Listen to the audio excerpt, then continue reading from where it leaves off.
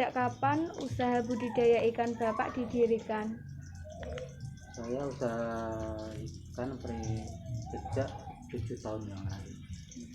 Itu sudah 7 tahun saya menggeluti perikanan, terutama untuk pembudidaya lele.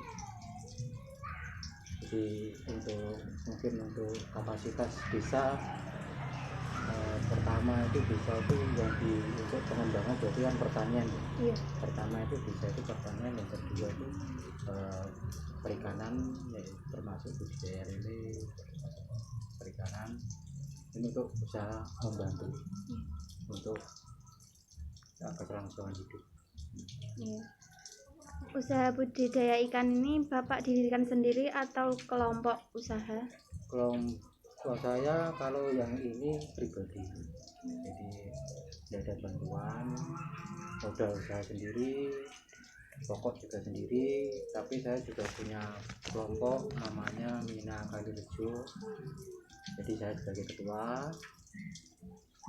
Terus anggota saya ada 23 orang, kalau enggak nambah 25 orang.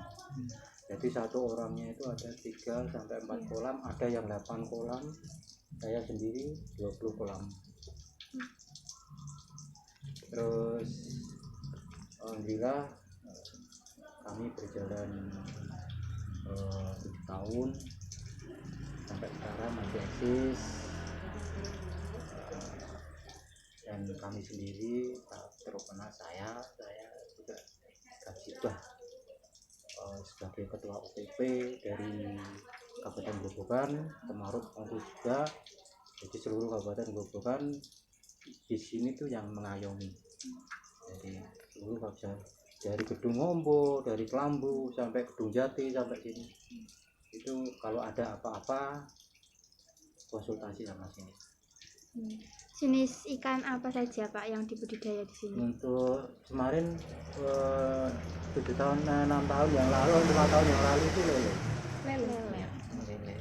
Kadang 1 tahun ini baru gonjang-ganjing masalah pakan harga naik. Kan ini hari kan sembako segalanya naik. Iya.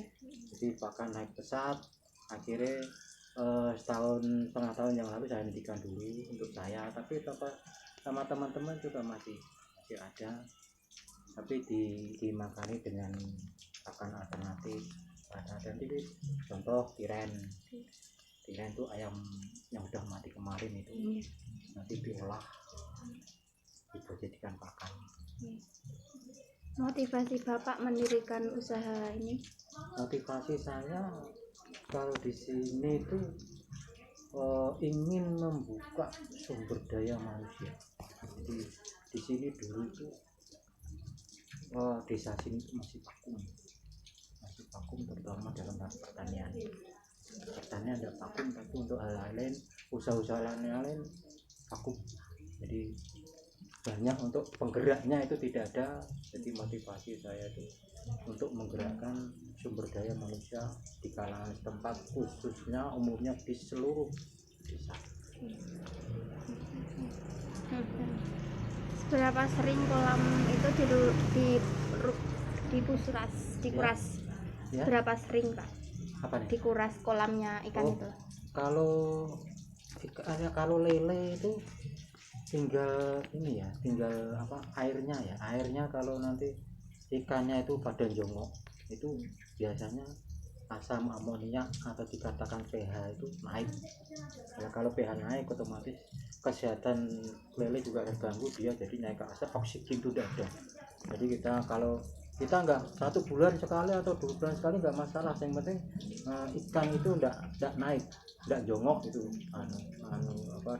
dase itu kepalanya nggak jongok, itu masih bagus, biarpun keruh sekali masih bagus. Modal awal berinvestasi ini kira-kira berapa Pak? Modal awal saya seluruhnya hampir mencapai 40 juta tahun 6 tahun yang lalu. Jadi saya untuk airnya aja pertama kali kan air, kalau di sini air itu memang sangat sulit ya. Tapi kemarin saya sudah mengantisipasi, punya 3 air. Jadi ini pump namanya, pam. Kalau pam tidak mungkin saya jadikan untuk kolam, karena untuk pribadi itu mandi, masak.